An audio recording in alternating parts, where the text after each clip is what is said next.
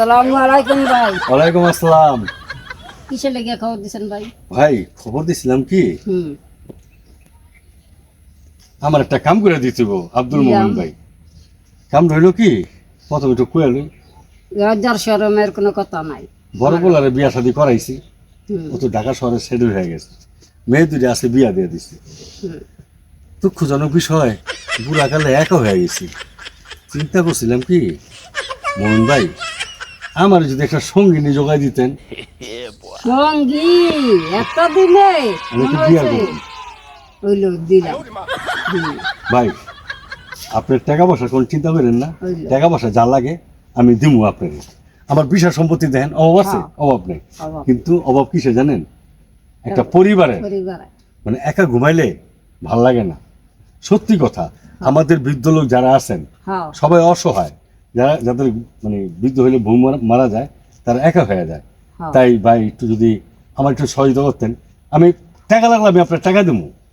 আলহামদুলিল্লাহ এই না। আলহামদুলিল্লাহ। সব কিছু। শোনেন ভাই, ভাই যেমনি হোক ভাই, দিমু দিমু। আপনি তো ভাই কত মেয়ের বিয়া করাইছেন, আপনি ওদিন নাকি মেয়ে বিয়া করেন একটা হ্যাঁ। বুড়া লোকের। তো ভাই আমার একটা বিয়া করাই দিবেন। দিমু না হ্যাঁ দিমু না। আচ্ছা। আল্লাহ, বুড়া বয়সে স্ত্রী মারা গেলে এই বুড়া লোক খুব কষ্ট হয়, আমি বসতাছি কষ্টটা। আল্লাহ তুমি একটা পরিবার মিলাই দিও আল্লাহ। আল্লাহ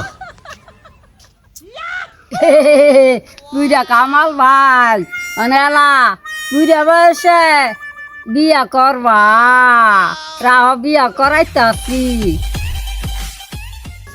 আব্দুল মোমেন আমারে বিয়া করাইব, তাই তো এক হার রয়েছি। কো মোমেন তো আইতাছে না, বউ তো দেখি না। যাক, বুড়াকালে বিয়া করতাছি তো একটু ভয় ভয় থাকবই। আসসালামু আলাইকুম। ওয়ালাইকুম সালাম। মোমেন ভাই তুমি যে একাইলা, আরে কামাল ভাই এত অস্থির হইলেন কেন? অস্থির নেই তো, যে আমার এই যে বিয়াটা করাইবে মেয়ের আনলা না। এত অস্থির হইয়েন না কামাল ভাই, আমি যে মেয়ের কইছি এই মেয়ের আনিয়া দিমু। তো কো দাও আইনা দিতাছ না তো। দিমু আমি আইতাছি লই আই। আচ্ছা যাক, আজকে মনে হয় বুড়া বয়সে আমার বিয়াটা হইব। আসসালামু আলাইকুম। ওয়ালাইকুম আসসালাম। আপনার কি আব্দুল মোমেন পাঠাইছে? হ্যাঁ ওই কো, কাজী আনতে গেছে। ও কাজী আনতে গেছে। তাহলে তো আজকে বিয়াটা মনে হয়ে যাবে। তাহলে কাজী কাজী আইব তো আজকে। হ্যাঁ তোমার চেহারা একটু দেখি। খুব সুন্দর, থাকো থাকো, আজকে তোমার আমি বিয়া করুন। শোনো, আমার ধন সম্পত্তি অভাব নাই, আমার ঘরে খুব সুখে থাকবা, শান্তির থাকবা।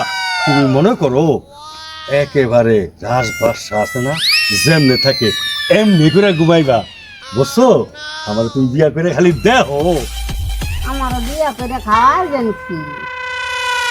আমি আপনার বিয়া কইরা আলু ভর্তা ডাইল সবই খাওয়ামু, কোনোটাই বাকি রাখুন না। এহে তা তো বলছিলাম কথা তো খামু। আরে পোষা করেন না, আমাদের বাঙালিরা আলু ভর্তা ডাইল ডিম ভাজা পাইলে মাছ মাংস লাগে না, বুঝছেন? আমার ঘরে খালি বিয়া হইয়া আমার ঘরে আইয়া দেখেন আমি আপনারা কি খাওয়াই। আচ্ছা আপনার জায়গা জমিন কত দূর আছে? ও আমার জায়গা জমিন, হ্যাঁ। আরে এলাকা বইরা সব জায়গা যা দেখতাছো তুমি আইটাইছো, সব জায়গা আমার। জায়গা সব আপনার? হ্যাঁ তো আমার একটু লেটটা বইরা দিবেন ইয়া হরি করিয়া। ও সব সম্পত্তি তোমার নামে লিখে দেবো? হ্যাঁ আরে আমার সম্পত্তি তো তোমার সম্পত্তি, আমি যখন তোমার বিয়া করুম সব সম্পত্তির মালিক তুমি হয়ে যাইবা। যাও, তারপর আমি যখন বুড়া বয়সে বিয়া করতেছি যত সম্পত্তি আছে জায়গা জমিন আছে আমি তোমার নামে লিখে দেবো। কামাল ভাই আপনিও যেন খুশি হয়েছেন আমিও খুশি হয়েছি। এই যে আমার চেহারা আব্দুল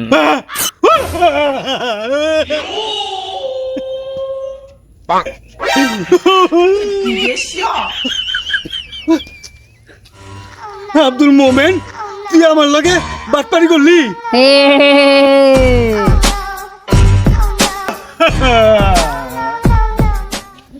আব্দুল মোমেন শেষ মুহূর্তে তুই আমার লগে বেমানি করলি? দেন কামাল ভাই মহিলারা বিয়া করে না লাগিয়া না জায়গা সম্পত্তি লেখা দিতেছেন আর আমি ৫,০০০ চাইছিলাম দিলাম না হাওলা আলা কুন্ডে গিয়া দাঁড়াইছেন মহিলাগ লগে আর আমি যদি ইয়া নিতাম কত উকার হইতো আমার আপনি দিলেন না। যাক ভাইরা, এই মোমেনে আমার কান চোখ সব খুলে দিছে। আসলো তো একটা মহিলারে বুড়া বয়সে বিয়া করতে গেছি, মহিলা আমার প্রশ্ন করছে জায়গা সম্পত্তি আমার নামে লেখা দিতে হইব। আমি রাজি হয়ে গেছি, জায়গা সম্পত্তি সব তোমার নামে লেখা দেবো। ভাই এটা কি আমি উচিত কাম করছি? আসলে আমি উচিত করি নাই।